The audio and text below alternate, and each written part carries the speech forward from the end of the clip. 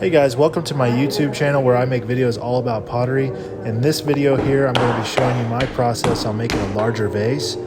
This was made out of some recycled clay that was quite firm, so I had to stand up to center it.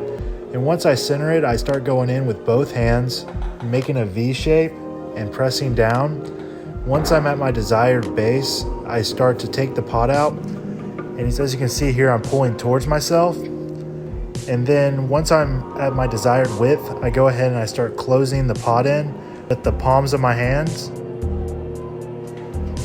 And here you can see I'm pulling up with my outside hand and I'm using the inside hand to mess up the pot.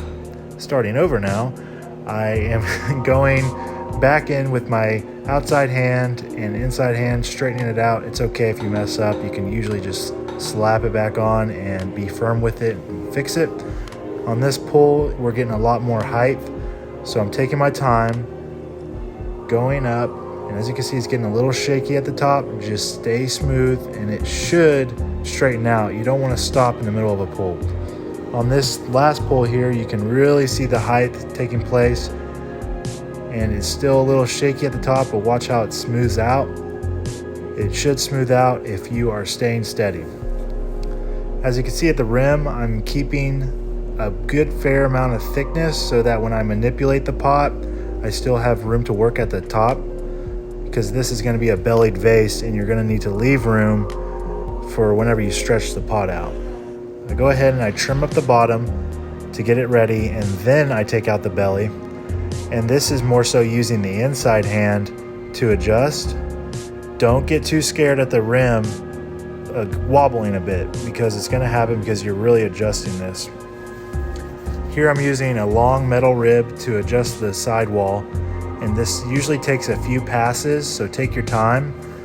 On this next one, I'm really finishing up the shape, and I'm pushing out quite aggressively to get that belly. And then after I'm done adjusting the sidewall, I then work on the top. We left some clay at the top because we're going to need to adjust here and bring it up some more. Just think of it as throwing another cylinder on top of the vase. After that, I usually clean it up with a sponge, and that's it for the throwing process, and I let it dry for a few days, and then we're on to trimming. So for the foot, I usually trim a flat base first. I'm not taking off much clay here, and then I attack the sides. I like to establish the sides first and then go to the middle. So here I'm creating the foot and then going back to the side again and clearing it up. And then I start to dig into the foot after I'm done with the sidewall. One last pass on the sidewall here to get it nice and smooth and straight. Using the curved end of my trim tool. I use a MudTools trim tool. It's a multi-purpose tool and they're really great. So I'll leave a link in the bio for you to buy one. And you can see I'm using the point of the curved tool to dig, and then I start taking out the middle. I like to establish where the foot's going to be before I start trimming out the middle. This is going to take a few passes. You don't want to be taking off too little or too much. And then I'm going to go ahead and adjust up the foot even more after I know it's where I want it to be. And each time you adjust the foot, you're probably going to want to adjust the wall at the very end there. And I use my finger to smooth it out. You'll find your fingers are your best tools for smoothing out.